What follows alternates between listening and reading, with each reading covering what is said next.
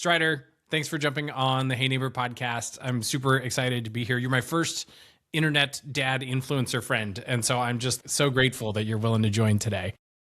Man, well, thank you for having me. I have been looking forward to this ever since I saw your first video and reached out to you. I just love what you're doing. So it's really an honor to be here. Cool. Thank you.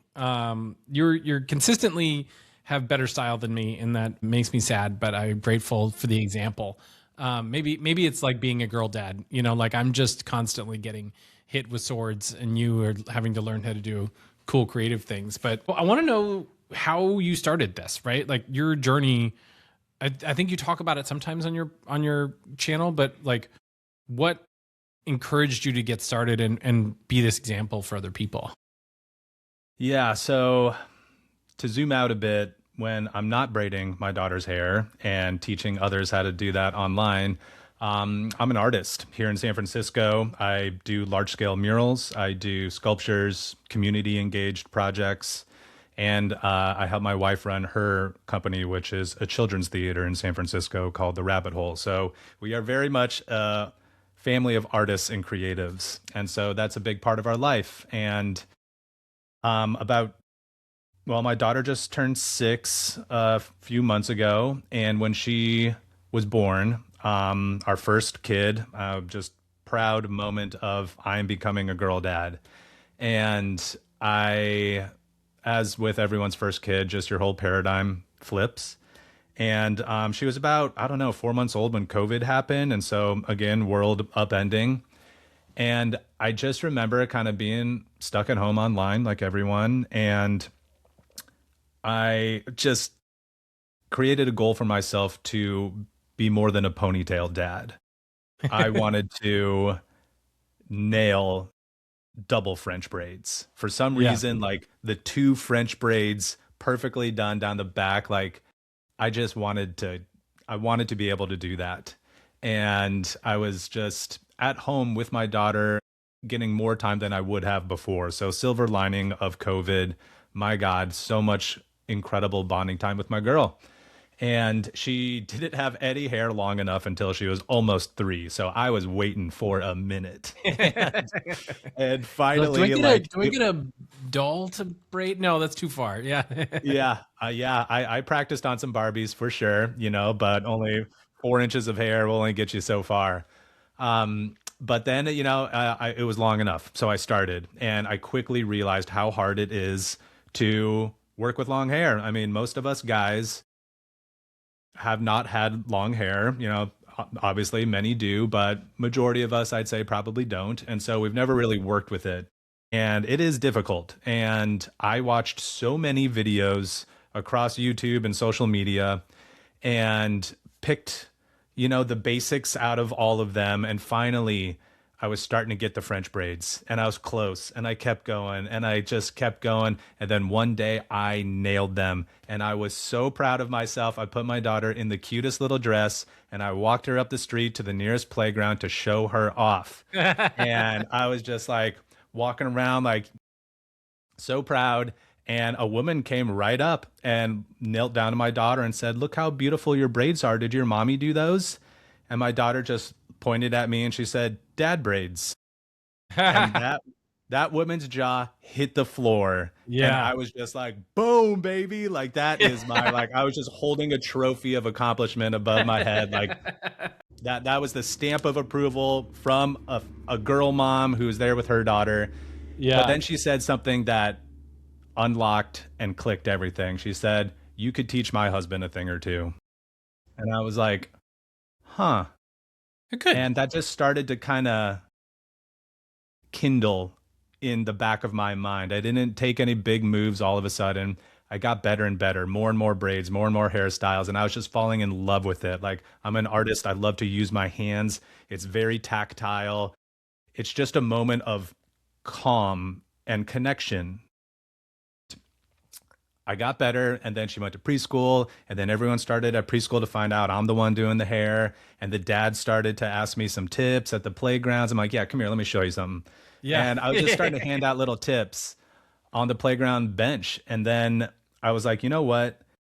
I'm doing this every day. How about I just set up a camera? Like, let me just put up my phone. And I created an account called Dad Braids and I posted, and it just took off like a rocket ship. I mean, instantly. And I've been on Instagram for 12 years at this point with my art career. Yeah. And in 12 days, I decimated what my 12 years of art following and engagement on Instagram was. And so, I mean, there's the feedback I needed. This is highly valuable and useful out there in the world. And so I've just been falling more and more in love with the braids and the styling. But as that continued, and I got more and more like messages from dads around the world, it quickly became apparent that this is much more than braids. This is really about creating a stronger relationship and bond with our daughters. And that's the real hidden gift, but the braids sure are fun. That's so cool. The like you being a braid dealer, you know what I mean? Like trench coat open, like you need a French braid, you need a I don't know any other braid names, you know? Dutch braids, Yeah. fishtails tomorrow. Psst, psst, psst, hey, you need Dutch braids. Yeah, that's such a funny Yeah. visual. The cool part, the thing that I think is really interesting is there's that chart that came out like maybe a little while ago that showed that men of our generation spend only slightly less time than women of the like boomer generation did with their children. So like Hmm. we're spending way more time with our kids. And so I think that probably aligns very well with like you've got these dads spending more time with their kids and trying to be more involved. And you found this. I think a lot of times people try to like get their kids to do their thing, says the guy who's having his son play hockey this weekend.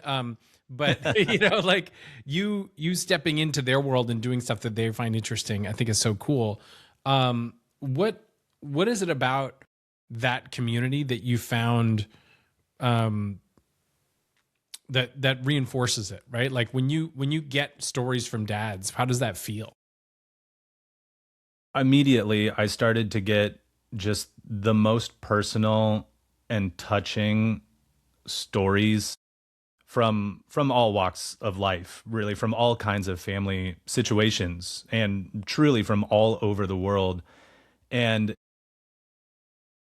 and by the way, I just got to say, I'm always framing this to dads, but at the beginning, it very much was in my analytics heavy dads, and now it's about 50-50 dads and men and women is what Huh. the analytics is. Yeah. So the women are coming up, and it's always so sweet because often moms will DM me or in the comments be like, "Is it okay for me to be here? Like, I grew up like I never learned how to do hair. Now I have two daughters, and this is so." I'm like, everyone is welcome. Of Yeah. course, just you gotta Yeah. love to braid. That's it. Only requirement. So I got moms, I got aunts and uncles, grandparents, boyfriends, girlfriends, caregivers. Like everyone's here with us. Yeah. But from the dads, to your point about dads being more engaged in their kids' lives than ever before, I think this just is a huge signifier of that. Like someone sent me an article like about that too. Some data points that dads are 3 times more engaged than our dads were, something like that. And from the stories, I hear about all these different situations. Like I just got one this morning, and it's like, oh my god, dude, father of 3 daughters, you're saving my life. Like my wife is a nurse, and this last year she started the night shift, so I got the girls in the morning, and like I was just a ponytail dad, Yeah. and now I've learned 5 other simple hairstyles. I'm still not great, but I'm getting better. But you have changed my relationship with my girls, because what I always like to talk about in dad braids is like us parents just have lists of tasks Yeah. always, just so much stuff to do. Just let's get it done, let's get moving. And hair in the morning for a daughter is just another task, and it can be rushed, and it can cause frustration and physical pain, like if you don't Yeah. get those knots out, ouch. But being more intentional with this has flipped doing hair from a task into an opportunity for connection. And I've heard that from people earlier on, and then I started to vocalize that more in my content, and then more people like that message I got this morning have been, just echoing that back, how how just this simple shift in thinking about it has just changed everything, created stronger relationships, creating more meaningful moments together. It's so funny. Talk about social media, and people think that it's this place where you put out the fake version of yourself, and then everybody has this FOMO to try and be like this fake version that you curate online. And what I've found, at least in like our corner of social media, is that the more vulnerable and honest you are, the more it actually resonates with people, right? And so you Yes. being vulnerable and talking about how it's there's this fight, and then that's actually turned this into this bonding moment. Other people then feel free to come out and say that as well, which is such a Yeah. cool part of your story, and probably why it resonates so much. Yeah. Yeah. I was what, like my 12 years on Instagram trying to be like a cool artist. Like I was not probably being my really authentic self. And with dad braids, it just started as a passion project, and it was authentic and real. And yes, that is my half-eaten avocado toast on the table that you're looking at, and I'm braiding her hair. And that level of authenticity, I think, is real. It resonates with people for sure. Yeah. Yeah, it's so cool. The thing, I think there was this guy who posted something that uh that resonated a lot with me, which is the like showing your kids skill building. This guy was like, he's learning to dribble a soccer ball, I think, for 10 minutes a day to prove to his kids that anybody can learn anything. And I've felt that a lot with the Hey Neighbor stuff, where they're like, "Oh, Dad, you're filming a video again." And then like some of their kids at after school care found out I do YouTube from one of their parents, and they're like, "You're a YouTuber," and now my kids are like, "My dad's a YouTube," So like the journey of like them seeing that I can just start doing this thing. My older one, he's like, "Are you gonna stop making videos where you just talk at people?" And he's like criticizing me, which is great. What can you be more Mr. Beast like? I mean, like, Yeah, where, why don't you come give on, away a house, Dad? What's wrong with you? where are the explosions? Come on. Working on it. Working on it. Okay, trying. But what about your skill build? Like, have your daughters seen you build this skill, and have you seen it sort of? Have you seen it reflect in how she approaches stuff?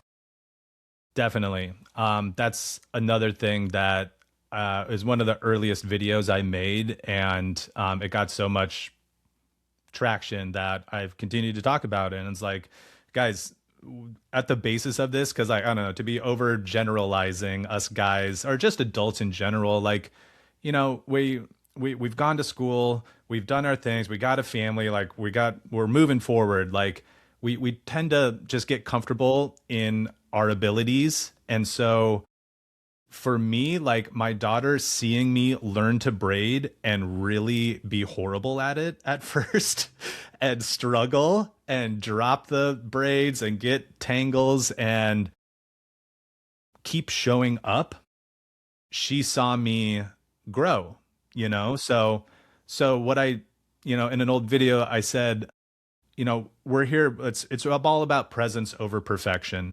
And it's like, it doesn't matter what the braid even looks like, especially if they're little, like 2 and 3 and 4. Like they want you to be there having fun.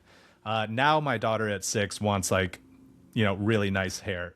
And so, Can I get the roomy braid, please? yeah, Yeah. oh God, the Rumi braid. Wow, that's a beast.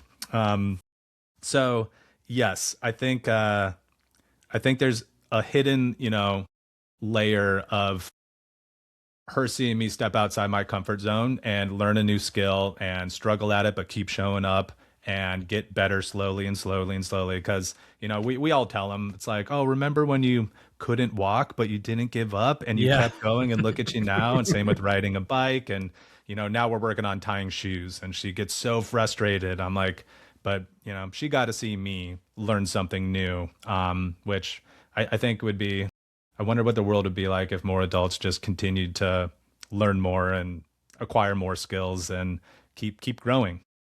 Do you find that people that resonate with having a task that actually like matters? Like, are they grateful that they have this thing that they can now learn that actually has impact? Yeah.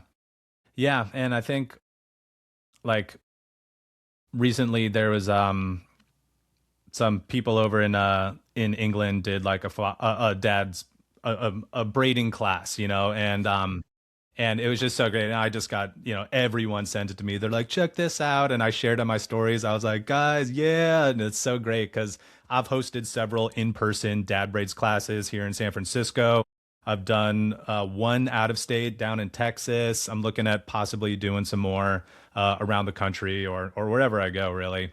And there's something magical with getting people together in person for sure, um, and my style, the way I've done it is dads and daughters together in the room. And some people have done it on, mannequin heads or whatever. But I think it makes me think like, we're at this time with screens and social media and just loneliness and isolation and how important it is to get people together. And so um, it's it's a unique thing that again this whole thing just came out of left field. I never could have imagined so much like global community that I have built up because of this that I really never could have imagined it before. But I've made so many great friends that I've never met in real life on the internet because Yeah. like we have this common thing and we've seriously become like great friends.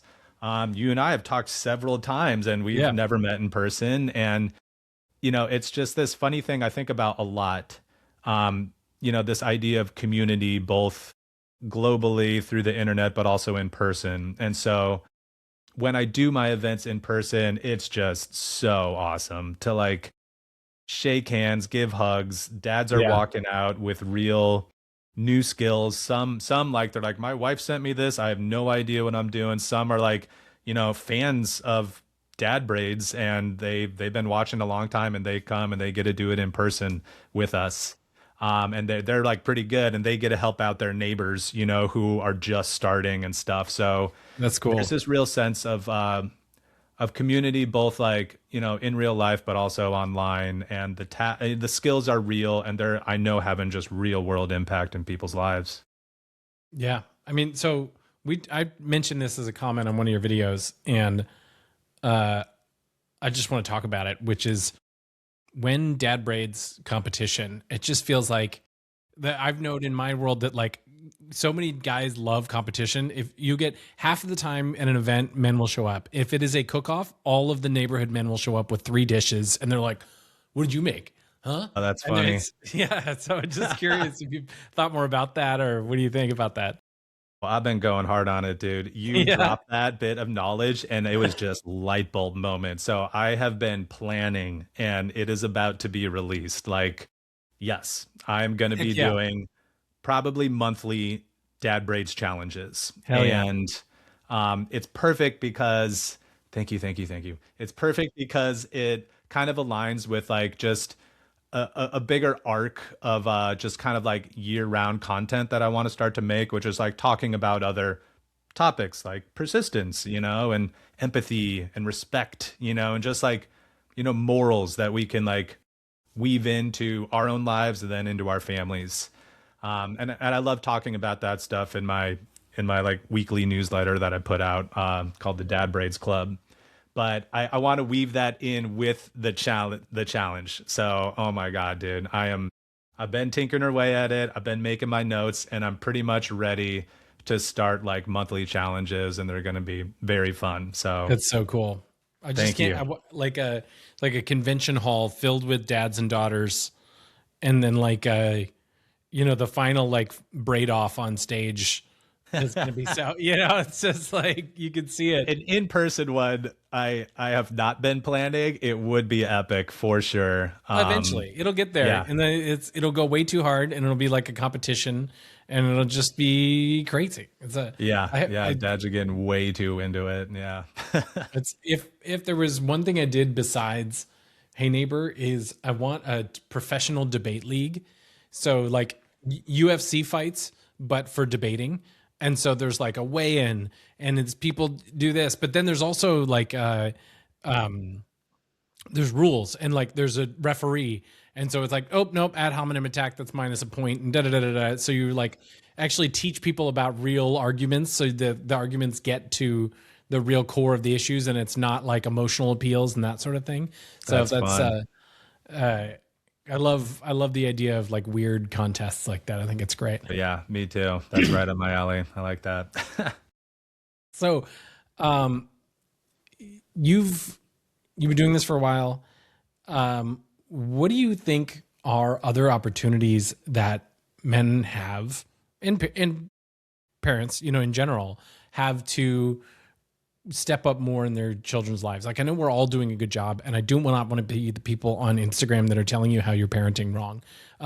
So more of a positive spin of like, what are other opportunities there are for people to be like you, and dive into topics that you wish more people covered, I guess is the right way to ask that. Yeah, I think, what this whole thing has taught me, we touched on it before, but it's like authenticity, vulnerability to a degree, because this never would happen. Like I was considering starting my platform for Yeah. like a year and a half before I actually started. It was there. I thought about it every day, and I just never did until one day I did. And Well, actually, sorry. There's something about that that's really interesting because same thing. I and I always thought that I needed like the business first, or I needed it to be an app or something. Like we're both Bay Area adjacent, right? You closer than me, mhm. and so was that kind of thing. Did you feel like you needed an end first, or what were the things that held you back over that year and a half? Looking back at it, I'm I'm not very sure. I think I definitely didn't like feel like shy, or I know a lot of people are just like, oh, I feel like silly, like everyone will see, and it's like I didn't really have that necessarily. I think it was just, yeah, maybe I didn't know where it would go. I'm not Yeah. sure. Um Maybe it was just like a belief in myself. Like, it was like we were like when I finally did post, it was like a year and a half ago, like unintentionally right next to Father's Day in like Yeah. 2024. Interesting. And and wait, now that I'm saying this, wow, okay. We brought my son home from the hospital and I made my first dad braids video like that week. So So it was the boredom of having a newborn and not being asleep, and like maybe your it's just inhibitions back were. back into the land of sleep deprivation, and I was just like The lucid dreaming delusional and optimism thought of I your already, child. yeah, I don't know. I, I'm not sure. I really don't know what was holding me back. Maybe it was just the reality of like our daughter being our first kid, and just I was talking to a friend about this the other day. Like when you go from 0 to 1, like it's the hardest lift. Like you have an old life that is forever gone, Yeah. forever. Yeah. And so like those first few years, you're going through so much of like understanding that, and that obviously for everyone can be levels of excitement, but also like terror and back and forth and multiple times a day of that. But I think it was just kind of like us just becoming parents, and just like still like a long on ramp into this new chapter as a family. And then when number two hit, I was like, all right, like I've had this idea for a while, like I'm just gonna go for it. And I did. And yeah, I don't know why it took me so long, because as an artist, like I'm used to putting myself out there and trying new things and like experimenting and stuff. But yeah, I really can't. I'm gonna dig in on that more. I don't know why it Hmm. took me so long. I love that it was just, like a overload of serotonin from the new baby maybe pushed you towards towards actually finally doing it. That's so funny. Man, and she did not sleep her like entire first year of life. Like it Oof. was unbelievable. Like for anyone who's really gone through like a not sleeping kid, it is just whew, nothing like it. And of course, our second kid, my son, just started sleeping through the night his second week home. Just like 12 hours done, never looked back. So yeah, I That's don't know. those little switches. My oldest son would sleep on me anytime, and my youngest one not at all. And it's such a bummer to be like, no, no. Like the youngest one didn't care. He's like, you provide no food, leave me alone. Um, what do you think that like do you find yourself being willing to be more of an active participant in your larger community because you've done this? Did like the assuming the role of leader has helped you be a local leader a little bit? 100%. I actually took over the dad's club at my daughter's school. So like I was like, she just started, it was like started in junior kindergarten last year. And I was so pumped. Like on the first day, we're like meeting everyone and they have like sign up booths for like, parents stuff. And I was like, there's a dad's club. Yes. Yeah. I signed up and I didn't receive one email the entire year. And I was just like, oh my God, like what? And Yeah. now like dad braids is already taken, like it's a huge thing. And I do have this sense of like excitement about being an involved dad. And now we have this new like school and community and I get to be a part of it in real life. And I just never received one thing. And so I reached out to the school and I was like, guys, like I don't know who, if this is still going. Like I signed up, but like nothing ever happened. Like I just want to offer politely, if someone wants to release the reins, like I'll take this over. Like I am stoked. Yeah. And they did. And so me and one friend, our kids are in, class together and we're doing the dad's club and we are just like having regular events, getting the dads out together, doing all kinds of fun stuff, outdoors, indoors, poker nights, hiking, swimming, want to go, on like a boat tour out in the ocean and stuff, like just all kinds of stuff. And my experience with dad braids and kind of like stepping out there and being a leader to some degree has showed up directly in real life. Yeah. It's funny because I talk about this with the neighborhood stuff that you may feel like you want to be part of a neighborhood, but there are people that are like desperate to be part of a community and they need it more than you do. And we're often so bad at advocating for ourselves that saying like, hey, there's actually somebody else out there. So it's sort of, if somebody's listening to this, you could take the example that if there's more of an active role that you wish was happening in your world, like this is the moment to say, actually, we're both telling you to go up and step up and be that person, right? And Yeah. do you find yourself encouraging people to do that more? Yeah. Yeah.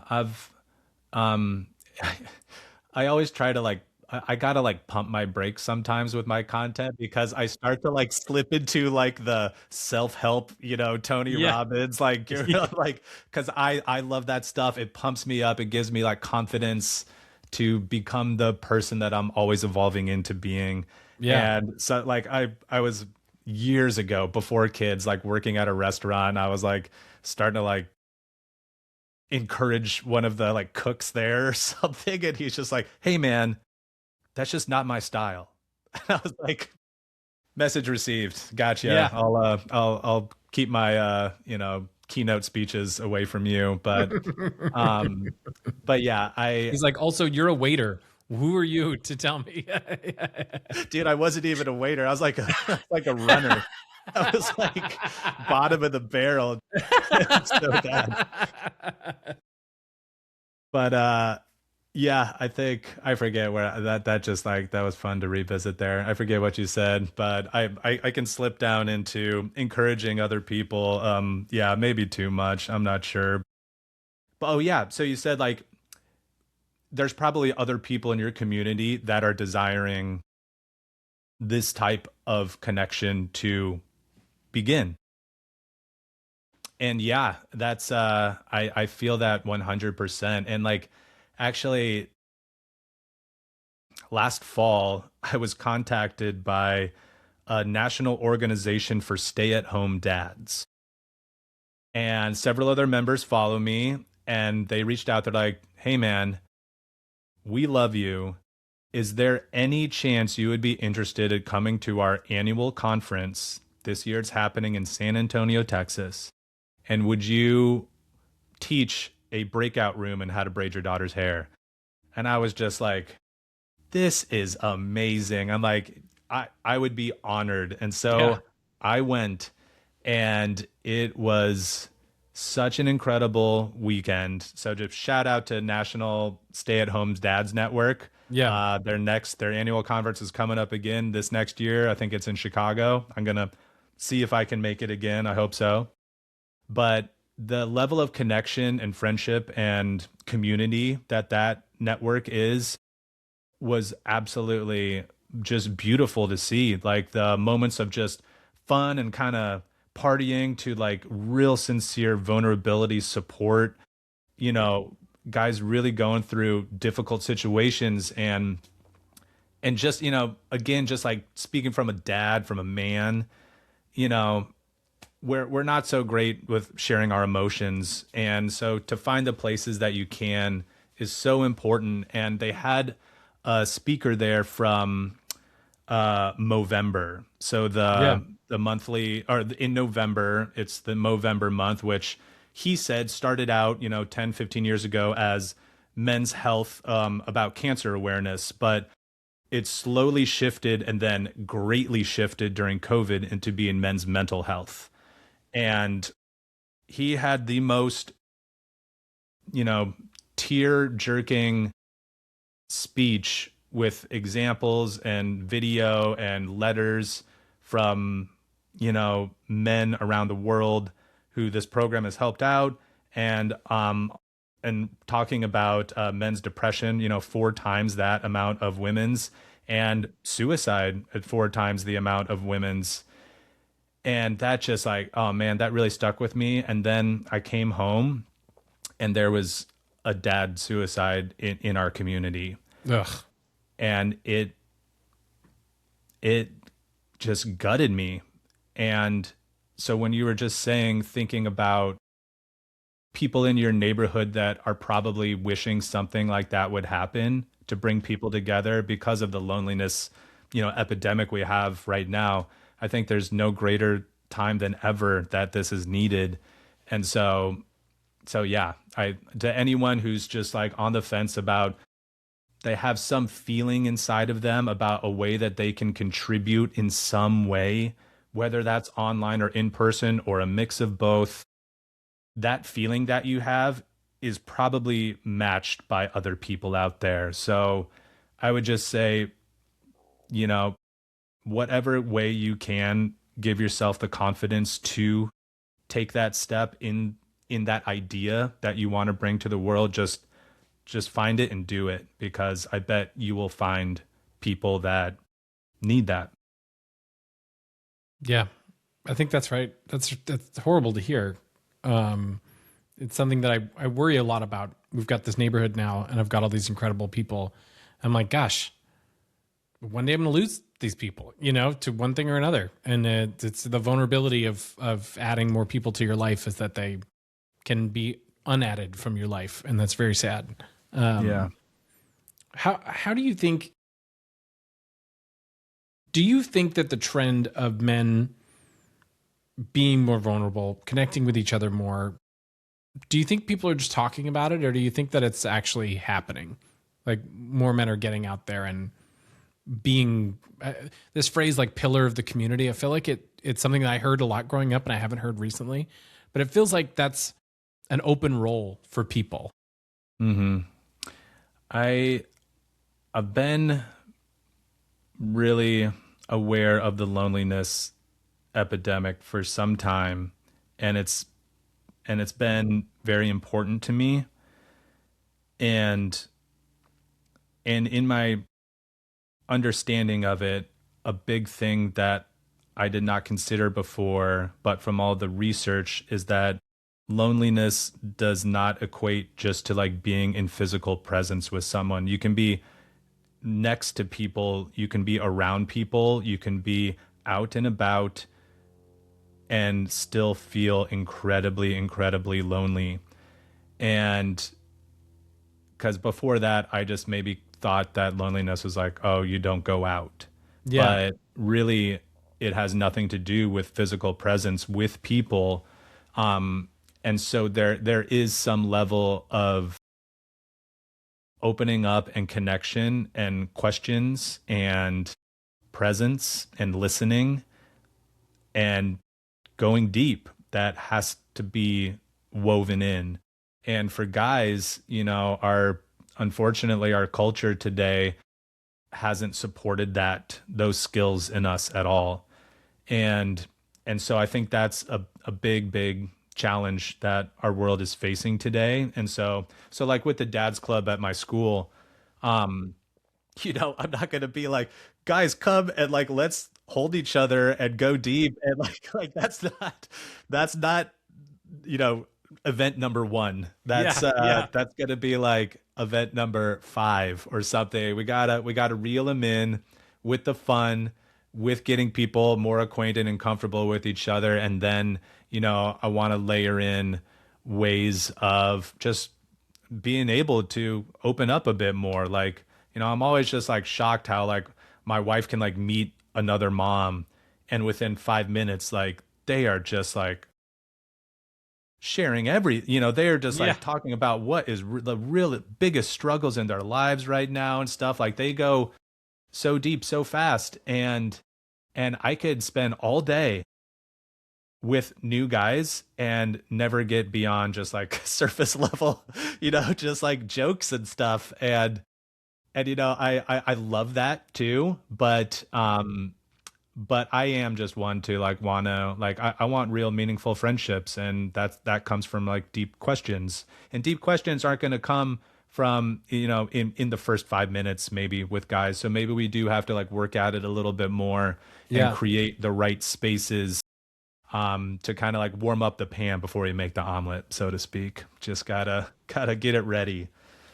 I often think that like things that men do together are uh, it's so we don't have to look each other in the eye while we have these conversations. It's like let's go on a hike, and it's like, well, then we can all look down at the trail and then talk about stuff, but we don't Yeah. have to be vulnerable. We almost need to like be in confession booths to have conversation like this. It's so funny. Yeah.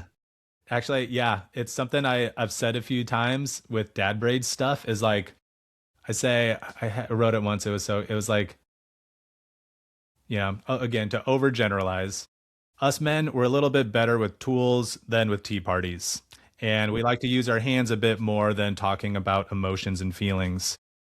But braiding your daughter's hair is like the perfect crossroads of those things because first of all, you're slowed down. Like there's no rushing. You can't rush through a French braid. So like you're immediately locked into like this is a 10-minute thing and you get to use your hands and it's tactile and it's fun. And you also get this moment just to like be with your daughter. And that can be in silence. You could be we like to listen to audio stories, Nice. on like podcasts or Audible or something, and she colors. And some days I talk to her and I ask her about her life.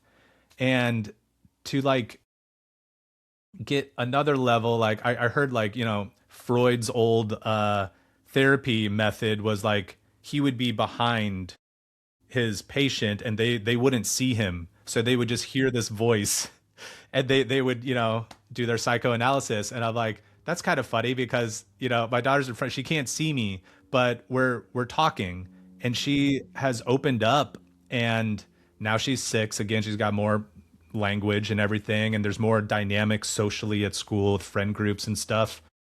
And it's these moments that I can really get a sense of like who she's becoming and like support her in ways that, she needs.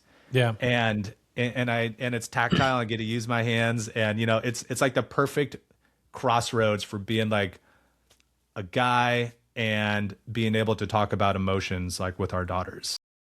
Maybe that's why guys like working on cars together stereotypically, because then you're in the engine bay and nobody sees you crying, while while they're on the outside of the car talking to. I always trying to get my neighbors to do. I call it labor camp, and maybe it's my marketing problem, but I'm like, we should come and work on. One guy's got a RV he needs to work on. I was like, tell me the day, and I will make everybody show up and help you do stuff on this so we can all at least have some conversation about it. But Yeah. there's been a few times when I've hung out with some dads and then we finally get into things. Um, What's it I been feel like like it, for you, like with your personal neighborhood and maybe some of the neighborhoods that you've helped out with? Um, I don't know, have you seen any like trends or any like things with the men or the dads in those communities? yeah. I've noticed that I was always like so afraid to connect with the men in the neighborhood, right? Like I just assumed that they all were already friends and they talked about stuff and they are all like very into football. And like our fantasy league is called 11 Players and Graham because I just don't I don't understand and I barely pay attention. Somehow I got to like third this year and they're like we're quitting. But it's been interesting. Like there's Tom, who I talk about a bunch. He's like in his mid 60s. His kids are gone. But we talk a lot, and it's a lot of like a very stereotypical male relationship where like he drives by and my kids wave and he flips me off, you know. Yeah. But but we've gone and hung out and had some really great conversations. There's another friend of mine who we were doing Halloween, and something happened, and I was like, I sort of finally brought up politics, and the three of us all had this conversation, and we were all clearly on different sides, but we all have these years of knowing and loving and respecting each other, and so I don't feel like that relationship has really changed all that much, and we were able to talk about it in the understanding that we're not bad people. We don't want horrible things to happen to each other. We actually all want a better world. We know that because we've seen our work.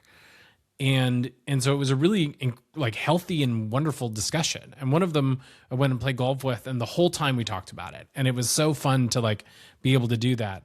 But we do also start to talk about our relationships and our life and what it's like to, you know, how frustrating it can be when, I don't know if you've noticed this, but like one child is me, one child is my daughter, or one child is my wife, and the the child that's me, he and I butt heads like crazy, and I'm so quick to get angry at him.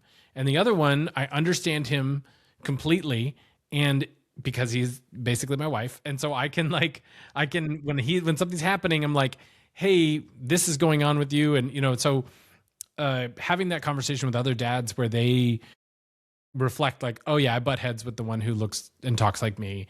And it's so frustrating. And I feel so bad because I want to be this like smart, intellectual dad, but I also it's tough to get angry, you know, like dad anger is real. And it's, Yeah.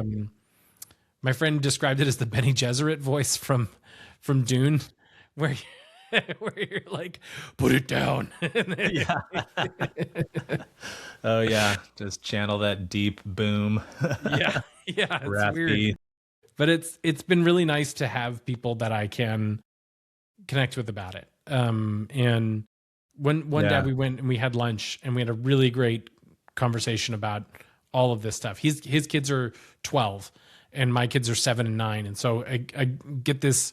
There's a great part about the neighborhood is I get to have this pure view into the future of what my life is going to be like. And he can sort of Yeah. help me advise. And he's even been through like tough stuff going on in their marriage. And sometimes whenever I'm in a fight, I'll reach out to him about it. And he's like, you know, he's got great advice for me. So it has been really nice in that way. It's something that Yeah. I am grateful for sure. Yeah. Yeah. I mean, just thinking about, my neighborhood here, like I've met a few of the other dads whose kids are out and our kids are friends and stuff. Mhm. But, then there's just like some other guys. I know one guy's like an empty nester just recently, but I've never talked to him. He's like out there, like working on his boat or whatever. And like, and like, I don't know. It's just like this funny guy dynamic type stuff. But, there's several people that and then you get that like pressure where it's like, dude, I've been here 3 years and like I haven't introduced myself, so now it's just awkward. But I Totally I not know true, by that the way, but yeah. I just that is silly and I just needs to be overcome. Just the other day, I finally asked the the woman who works at my local taqueria her name because we've been interacting together at least 2 times a week for 6 years, Yeah. and I just asked her name finally, and she told me, and I introduced myself, and it's been so nice ever since. And I'm like, sorry, but by the way, my name's Strider. You've always been so nice. What's your name? And she told me hers, and We're that's what I need so to do to neighbors around here. we're so afraid that when we do that and we open up and we're vulnerable, they're going to be like, ew, no, thank you.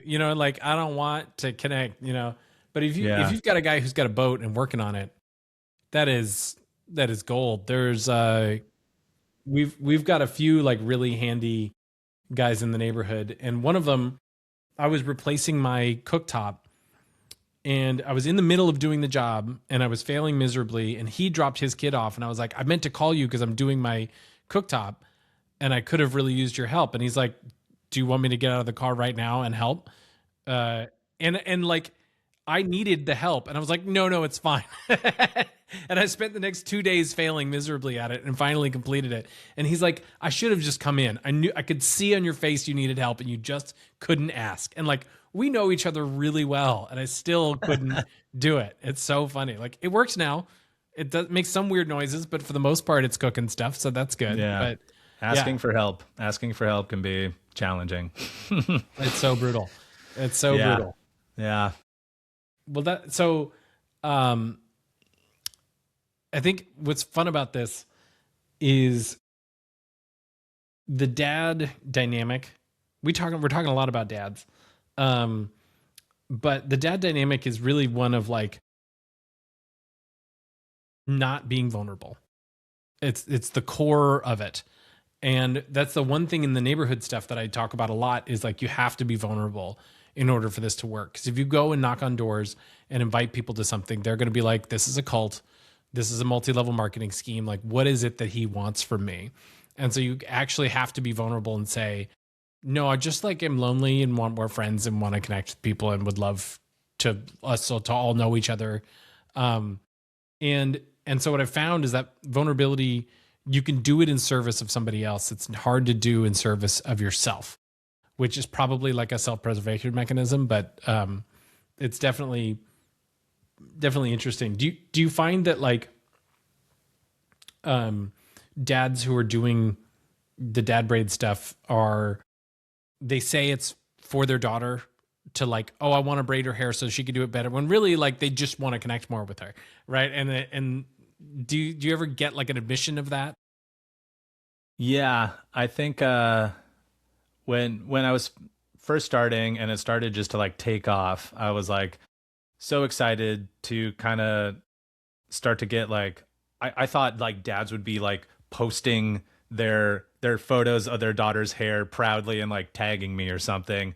And for like that doesn't happen at all. So it's like some people do it in their stories and I'll always share it, and I'm so happy when they do because I love seeing the end result out there in the world. But yeah, of course, like also like it's personal and it's kids online, so Yeah, yeah. totally it's like hey. But I've always thought that I was like, oh, this is going to be insane. Like the user generated content is going to go through the roof. It's going to be just like chain reaction everywhere. And like for like my huge numbers, so like I get maybe one person shares something in stories a day. And so it's just funny to like barely get that, but that visual confirmation, but it's from all the messages, emails, DMs, and like little blurbs in comments of my videos that I do get these little windows into, you know, dad's just straight up saying like this has changed my daughter and me's relationship. Like I get, man, it's from all walks of life. It's like everything from, I mentioned before just this morning, a dad wrote, he's like, my wife just started the night shift. She's a nurse. I got 3 daughters in the morning now. Thank you so much. this has not only helped me tactically, but Yeah. like we have a much more fun morning now. Like it's fun. Yeah. And then I get stories like, my wife and I split up and I got my daughter 3 days a week and my wife used to do the hair and I had no idea what I was doing. And then I got tragic stories, several of like, dads becoming widowers and they have a daughter 4 and it's like, oh my God. And then like this one dad, shared a while ago that he works on an oil rig for 3 weeks at a time. And then he comes home for 1 week and he's got his little girl and just this moment in the morning has just completely changed their relationship. And so it's fun to like, dads kind of and a lot of dads are eager. Like I can tell the Yeah. guys that are just like, yes, like I'm a proud girl dad. Here we go. And like some guys are like, I just found your page and my daughter's 1 month old. And I'm like, I'll see you in 2.5 years, buddy. Yeah. Like, I'm glad you're eager. Like Yeah. practice on your wife. Like Yeah. you're gonna be way ahead of the curve. She honestly probably needs the help right now. Yeah, But the brand new exactly. baby. Yeah, Yeah. many dads do practice on the wives, and the wives are pumped. Yeah. Um, but yeah, it's like eventually, so a lot of people like come for the surface level kind of braids and stuff, but then it's like, oh my God, this is actually like very practical. And then it sinks in more, and it's like, this has changed my relationship with my girl. And so it's kind of like these levels of sinking in, and then it's like, there we go. That's what this is really all about. That's so cool. Well, so you're gonna do a Hey Neighbor makeover. You're gonna do a neighborhood makeover. You've I signed up. am. Yes. I That am is so, so pumped. I'm gonna meet that boat guy. his name's Dave. He's really nice. Yeah, he's a Cool. person too. He's not Yeah. just a boat, that but you've committed to doing this, which I'm incredibly grateful for. What do you hope your neighborhood looks like a year from now? I hope to be able to walk around on our after dinner walks and say hello to more people by name and share things. I hope to feel a sense of belonging and community and I think I would really love for my kids to see that happen and unfold. Like my son will be too small, but my daughter, I think she'll be able to remember that maybe and just see that kind of come about. And it's something that's been on my mind for a long time because my mom was so engaged in her community, like just still is. And she is just like a part of all these different community groups, panels, like, and it's always been that way. So I grew up being like having like civic engagement like woven into me. And I really haven't been that involved in any capacity yet myself. And so now I'm very excited to launch that. And I want to, like, so my art career of doing like large scale murals in public space and doing community engaged mural projects has always been very fulfilling and important to me because our shared public space really says something about the values we hold, our hopes, our dreams, our history, what's important to us as a collective. And that can take place through channels of like government with like big projects and new parks being built and infrastructure and stuff, very top down. And that can also be very grassroots and organic. And that's how I kind of got into murals, was kind of just doing like street art, just like without permission, back when I was like crazy and reckless. But just there was some sense of like direct action that really intrigued me with street art and beautifying your neighborhood, beautifying your shared public space. Because if you ask for permission, especially in California, it's going to take forever. Yeah. Yep. So how about we just go do it?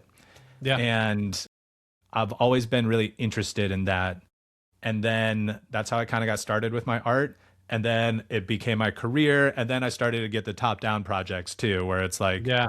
I have enough connections that my portfolio is big enough. I get to work with the actual city of San Francisco and stuff like that.